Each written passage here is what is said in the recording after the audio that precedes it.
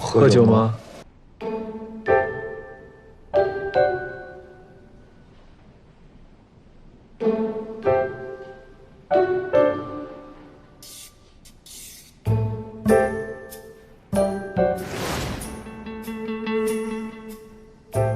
这不速之客，简直就像龙卷风啊！别跟我提他。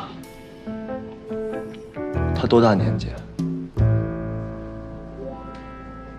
你是在暗示我什么吗？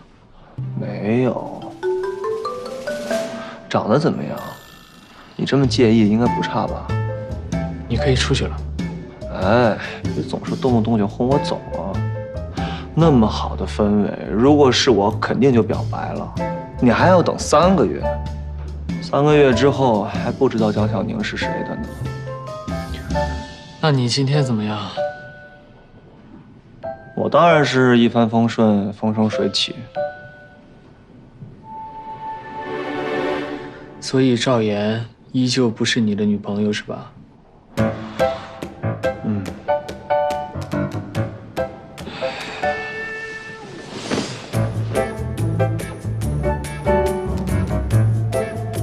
喝酒吗？老板，我能不能给你请个假？不能送你回家了。为什么？跟朋友约了，他们在等我。行，去吧。谢谢老板。你要不要吃点东西啊？吃不下去。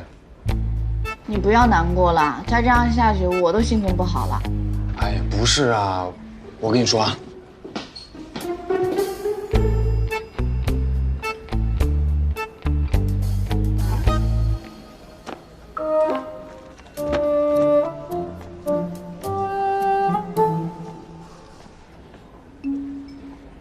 不会吧？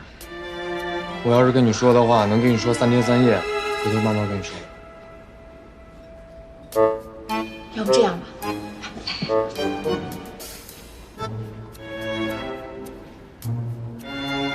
怎么样？